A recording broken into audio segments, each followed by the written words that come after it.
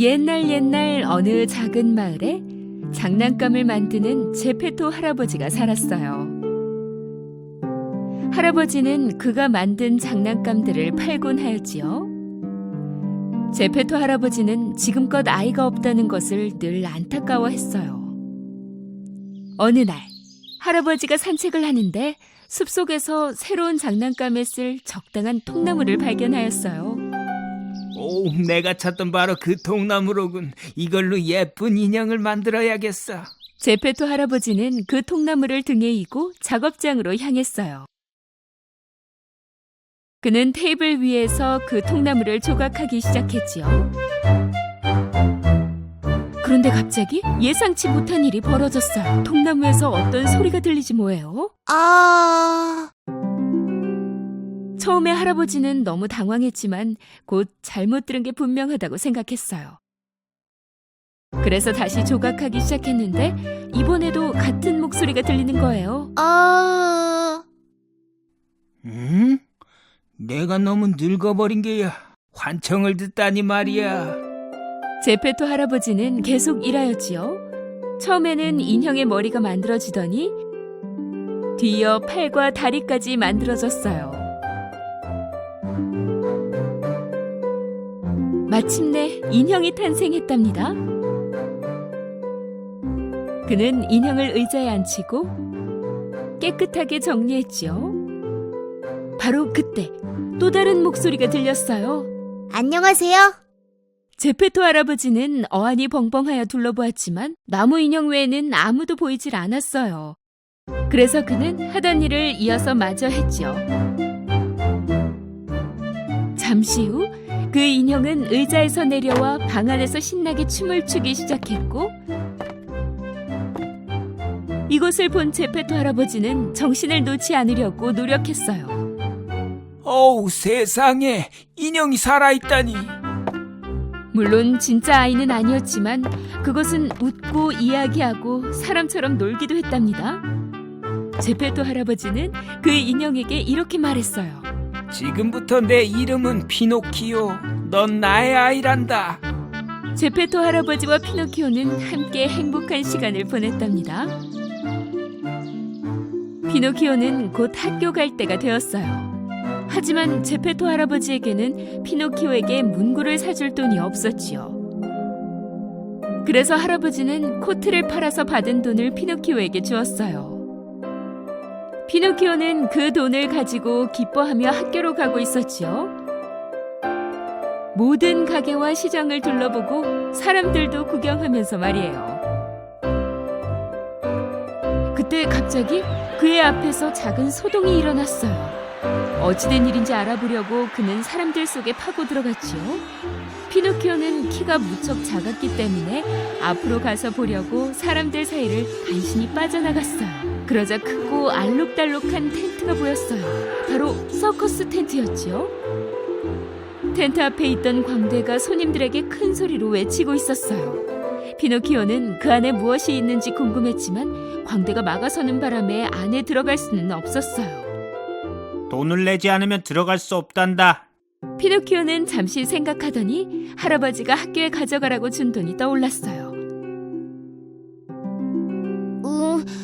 돈 있어요. 피노키오는 주머니에서 돈을 꺼내 광대에게 주었지요. 텐트 안은 무척 재미있었어요. 그는 텐트 가운데 무대 위에서 놀고 있는 인형들을 보았어요. 우와, 저 아이들도 나무로 만들어졌어. 무대로 뛰어 올라간 피노키오는 그 인형들과 함께 춤을 추기 시작했어요. 그 쇼를 보러 온 관객들은 피노키오에게 화가 났지만 인형들의 줄을 잡고 있던 무대 위의 서커스 주인은 살아있는 인형을 보게 되어 무척 기뻤답니다. 줄이 없는 인형이라 떼돈을 벌 수 있겠구만. 그는 생각했어요. 그리고 그 쇼가 끝나자마자 서커스의 주인은 피노키오를 잡아 철장에 가두어버렸어요. 피노키오는 제페토 할아버지의 말을 안 듣고 학교에도 가지 않았다는 생각에 너무나 속상해서 울기 시작했어요.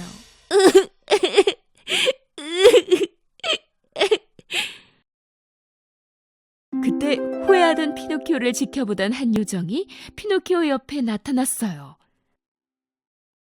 그러게 아버지 말씀을 잘 들었어야지. 그치만 난 네가 이렇게 후회도 하고 반성도 하고 있다는 것을 알고 있어. 다시는 이런 실수를 해서는 안 돼. 알았지? 피노키오는 무척 행복해하며 눈물을 닦았어요. 난 이제 돈이 없어요. 어떻게 지금 학교에 갈 수가 있죠? 그 요정이 요술을 부렸더니 신기하게도 피노키오의 손에 돈이 나타났어요. 돈을 낭비하지 마. 어서 서둘러 학교로 가거라. 그 요정은 피노키오를 서커스 텐트 밖으로 꺼내주었어요. 기쁨의 노래를 부르며 피노키오는 다시 한번 학교로 가고 있었지요. 랄라랄라랄라라 랄라랄라라. 그때 즐겁게 노래하는 피노키오를 발견한 교활한 여우와 그의 친구 고양이가 길을 막아섰어요. 그리고는 피노키오에게 돈을 빼앗으려고 했지요. 어딜 그렇게 즐겁게 가고 있는 거니? 문구점에 들러 물건 좀 사고 학교에 갈 거야. 이런, 그 돈으로는 문구를 살 수가 없어. 내 말을 들으면 더 많은 돈을 벌 수 있을 텐데. 어떻게 해야 되는데? 그 돈을 우리에게 주면 우리는 마법의 땅에 심을 거야. 그럼 넌 돈이 열리는 나무를 가질 수가 있지. 필요할 때마다 따서 쓰면 돼. 순진한 피노키오는 여우가 한 말을 전부 믿었기 때문에 여우에게 돈을 모두 주었지요. 돈을 가로챈 그 여우와 고양이는 재빨리 사라지고 말았어요. 혼자 남겨진 피노키오에게 요정이 다시 나타났어요. 왜 아직 학교에 가지 않은 거니? 좀 전에 내가 준 돈으로 문구점에 갔었니? 사실 그 요정은 여우에게 돈을 다 주었다는 사실을 알고 있었으므로 피노키오에게 경고했어요. 거짓말을 하면 벌을 받게 될 거란다. 피노키오는 그 요정의 경고를 듣고도 결국 거짓말을 했어요. 네, 문구를 샀었는데요. 학교에 두고 왔어요. 피노키오가 말을 끝내자마자 그의 코가 길어지기 시작했어요. 그 말이 사실이니? 피노키오가 또 거짓말을 하자 그의 코는 점점 더 길어졌어요. 결국 그는 머리를 움직일 수조차 없게 되어버렸지요. 어떡해. 이제 어떡하지? 마침내 피노키오는 자신의 잘못을 깨닫고 요정에게 일어난 모든 일을 털어놓기 시작했어요. 피노키오가 이제 옳은 길을 가고 있다고 생각한 그 요정은 그의 코를 다시 되돌려 놓았어요. 사실을 털어놓으니 이제 너를 용서할게. 그 요정은 다시 요술을 부려 여우에게 빼앗긴 돈도 되돌려 주었고 다시는 돈을 낭비하지 말라고 경고하였답니다. 피노키오는 돈을 손에 꼭 쥔 채 노래를 부르며 다시 걷기 시작했어요. 하지만 이번에는 또 다른 위험이 기다리고 있었어요. 피노키오를 가둬두었던 그 서커스 주인이 피노키오의 눈앞에 다시 나타났지 뭐예요. 피노키오가 도망가자 그 서커스 주인은 무척 화가 나 그를 혼내주고 싶어 했어요. 그는 피노키오를 잡아 바다로 던져버렸어요.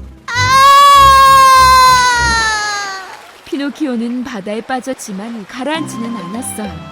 나무로 만들어진 피노키오는 수면 위에 떠 있을 수 있었지요. 피노키오는 오히려 너무 편안하여 팔다리를 이용해 수영하기 시작했어요. 그리고 피노키오가 해변가로 헤엄쳐가는 도중에 일이 또 일어났어요. 무슨 일이지? 여기가 도대체 어디야? 피노키오는 갑자기 어두운 곳에 갇혔다는 것을 깨달았어요. 아무리 주변을 둘러보아도 나갈 수 있는 곳은 보이지 않았지요. 사실 피노키오는 커다란 물고기의 뱃속 중앙에 앉아 있었어요. 피노키오는 물고기에게 잡아먹혔던 것이었어요. 한편 제페토 할아버지는 피노키오를 무척 걱정하며 그를 찾아 나섰어요. 피노키오!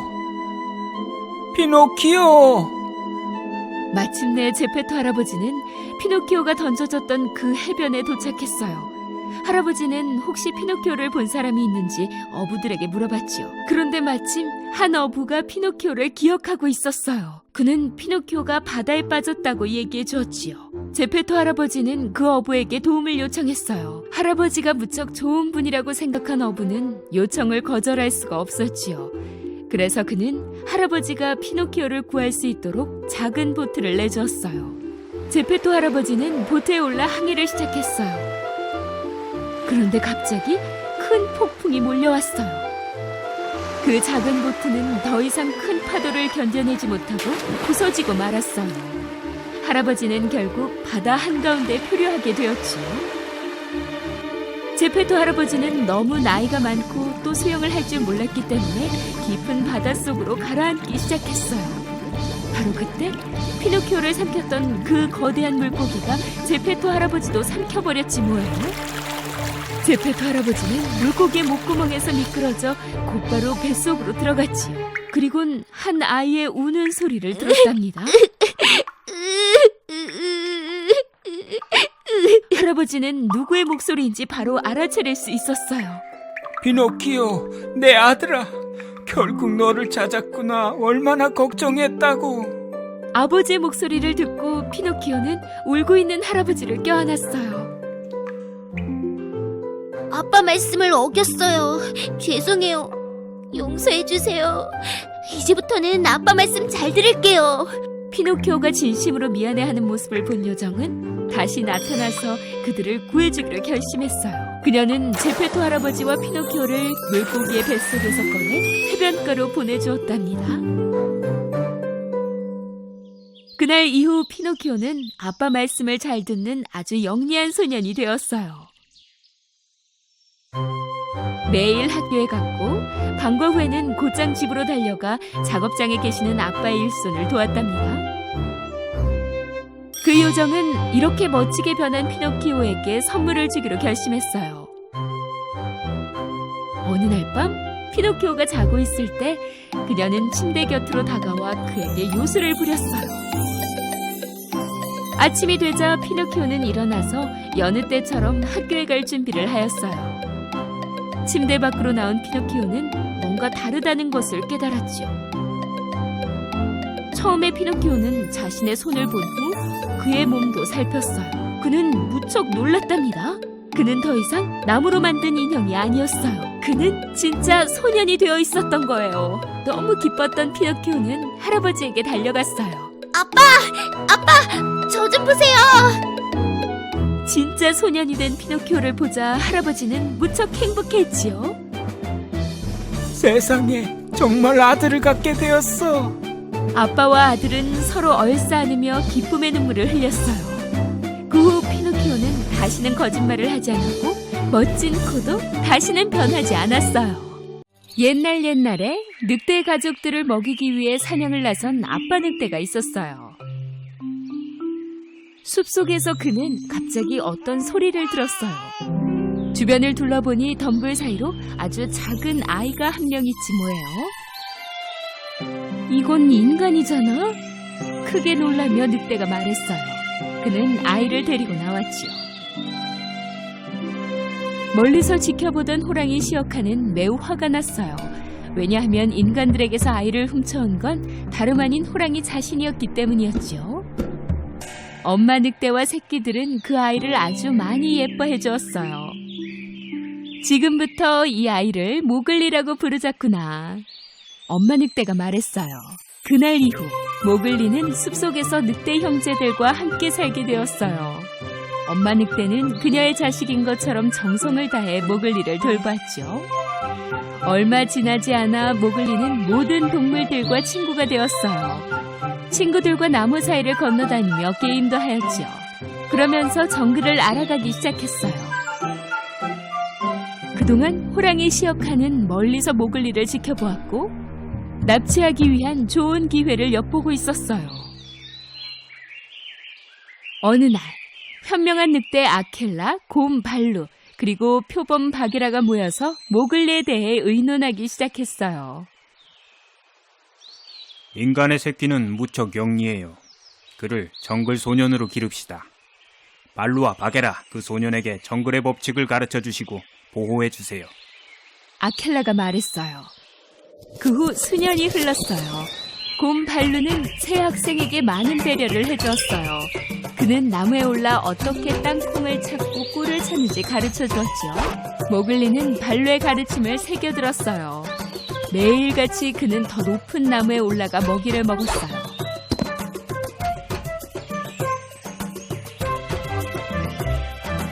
발로는 또 정글의 소리를 이해하는 방법도 가르쳐 주었어요. 모글리를 무척 자랑스러워하면서요. 모글리는 달리기도 잘하고 수영에도 재주가 있었지요. 그리고 바게라는 인간이 설치해 놓은 덫을 알아보는 방법과 인간을 피하는 방법도 가르쳐 주었어요.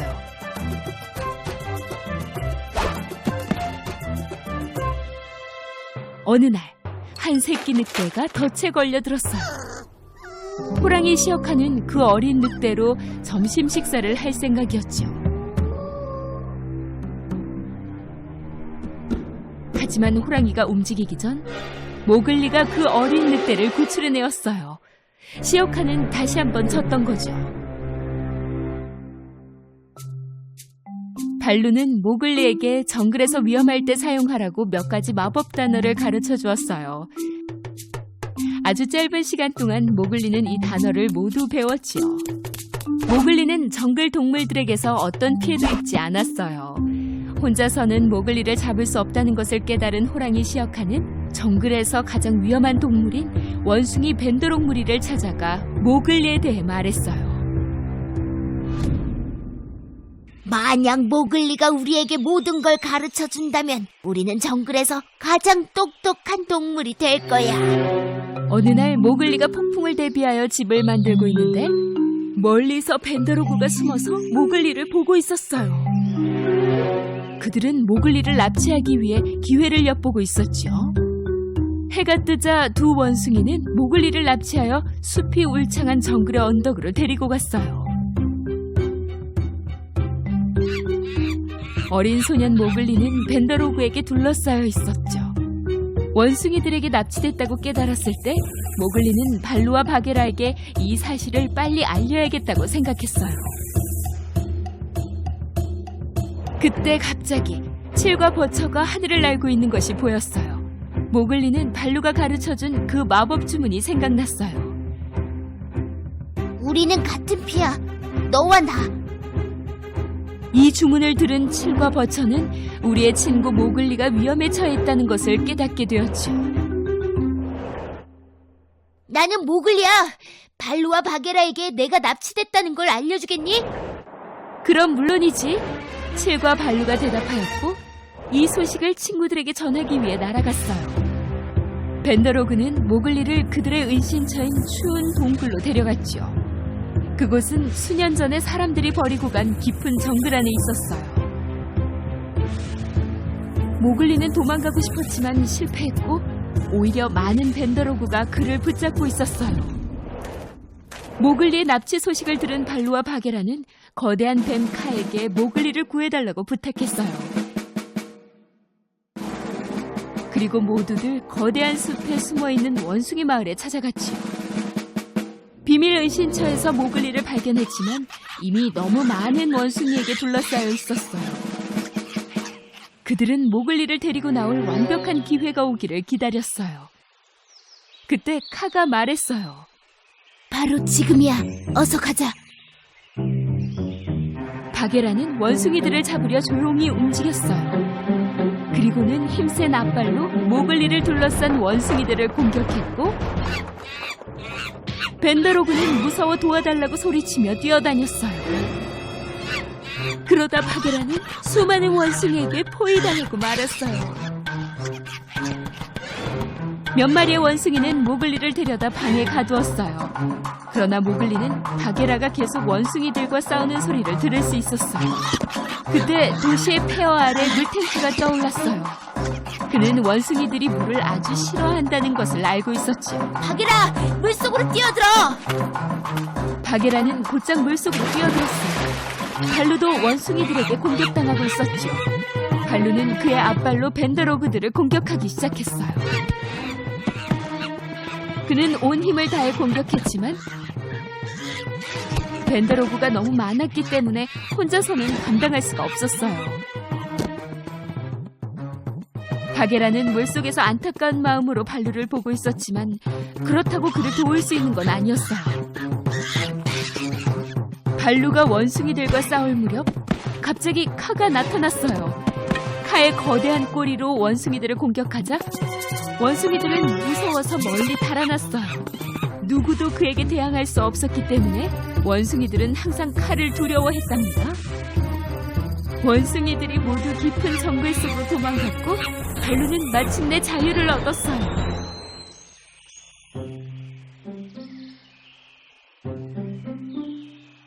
카는 입을 열어 후 불었고 원숭이들은 모두 그대로 멈췄어요.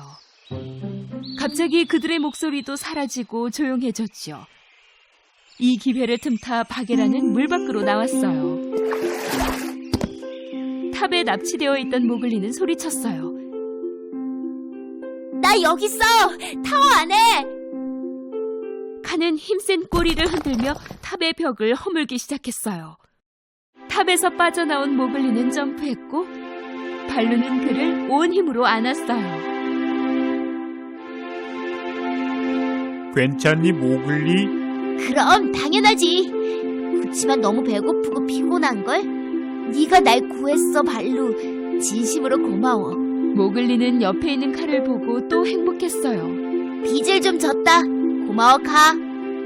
모글리와 발루, 바게라는 카와 헤어지고 집으로 향했죠. 호랑이 시어카는 저렇게 대단한 우정을 가진 사람은 해치지 못한다는 걸 깨닫고 정글 깊은 곳으로 들어가 다시는 돌아오지 않았답니다. 오랜 시간이 지나고 모글리는 멋진 청년이 되었어요. 어느 날 그는 인간들이 사는 마을에 다다랐죠. 그런데 한 여자가 그를 바로 알아보지 뭐예요?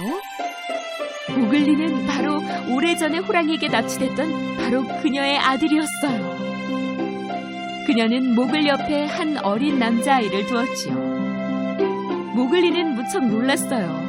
그 어린 소녀는 바로 자신의 어릴 적 모습과 많이 닮아 있었기 때문이었죠. 모글리는 그 작은 소년이 동생이고 그 여인은 자신의 어머님을 알아보았어요.